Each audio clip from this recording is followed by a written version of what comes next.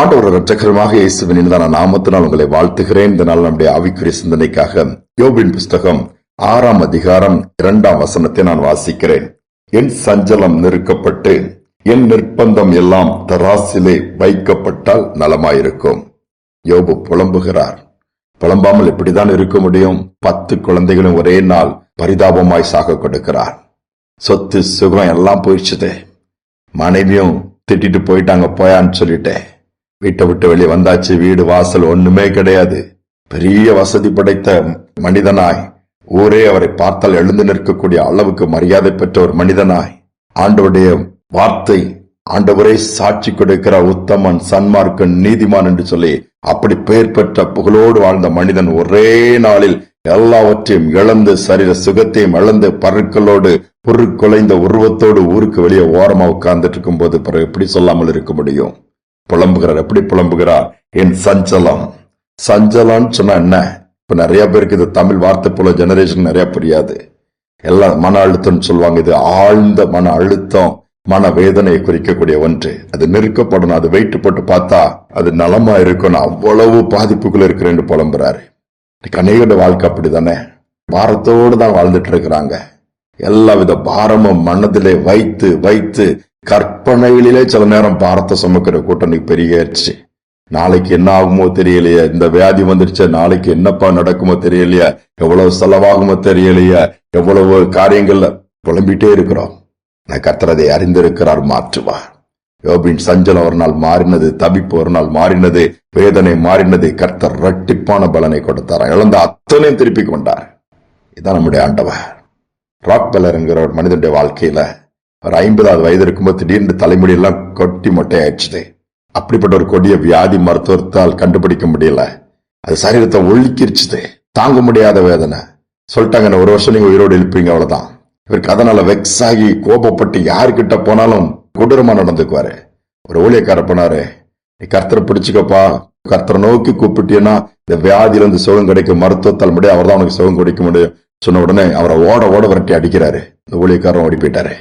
என்ன செய்யணும் தெரியல. எல்லா பக்கமும் இன்னும் அந்த வியாதியின் கொடுமை தாக்கம் அதிகமானதுனால கடைசியாக சாகிற நிலைமைக்கு வந்துட்டாரு.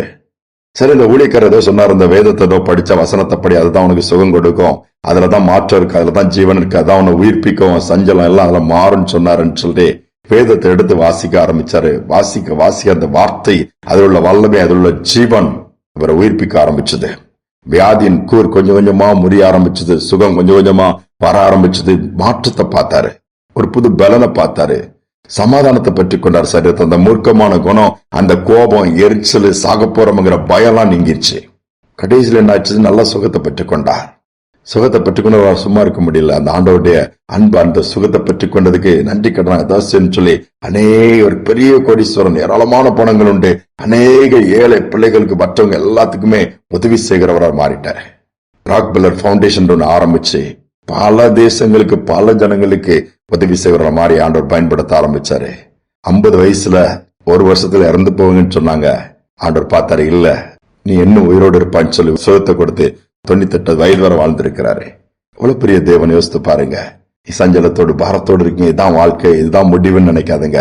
சஞ்சலத்தோடு பாரத்தோடு உங்க வாழ்க்கையின் ஓட்டத்தை முடிக்க ஆண்டவர் விரும்பவில்லை, அதை மாற்ற விரும்புகிறார்.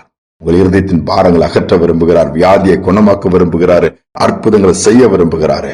நம்ம செய்ய வேண்டியது அவருடைய வார்த்தையை உட்கொள்வோம், ஆண்டவரை சார்ந்து கொள்வோம், அவரை நோக்கி பார்ப்போம், ஜெபிப்போம். எங்கள் அன்பின் தகப்பனே, சஞ்சலங்களை மாற்றுகிற தேவன், வேதனைகள் எல்லாவற்றையும் அறிந்திருக்கிறவன், துக்கங்களை சந்தோஷமாக்குகிற தேவனப்பா. சஞ்சலத்தோடு பாரத்தோடு என் வேதனை யாருக்கு தெரியும், நான் கடந்து போற பாதை யாருக்கு புரியும், இப்படி பலவித அங்கலாய்ப்பு புலம்பிக் கொண்டிருக்கிற ஒவ்வொரு நாளும் பயந்து பயந்து வாழ்கிற பிள்ளைகள் ஏராளம் அப்பா. இன்னைக்கு புது புது வியாதிகள் வருகிறது, மருந்து கண்டுபிடிக்க முடியல. ஏன் மருத்துவத்துறையில சில வியாதிகள் என்னென்றே அறிந்து கொள்ள முடியாத ஒரு காலகட்டத்துல வாழ்ந்து கொண்டிருக்கிற விஞ்ஞானம் எவ்வளவுதான் வளர்ச்சி அடைந்தும் சடுதி மரணங்களுக்கு பெருகிட்டு தான் இருக்குதுப்பா. எல்லா விதத்திலும் இழப்புகள், கஷ்டங்கள், நஷ்டங்கள், சேதங்கள் சொல்லிக்கொண்டே போகலாம். இப்படிப்பட்ட பாதையில பாதிக்கப்பட்டு புலம்புகிற பிள்ளைகளை இந்த நாளிலே ஆண்டவர் நினைவு கூறும்படி ஜெபிக்கிறேன். மனம் இறங்க, மனதுருக்கம் கடந்து வரட்டும் அப்பா. சஞ்சலங்கள் மாறட்டும். ஏதோ ஒரு மன அழுத்தம், என்னண்டே தெரியல, மனசே சரியில்லைன்னு சொல்ற ஆழ்ந்த மன வருத்தத்தோடு பாரத்தோடு இருக்கிற பிள்ளைகளை நினைவுக்கு வந்த பாரத்தை லகுவாக்குங்கப்பா. தைரியம் கொடுங்க.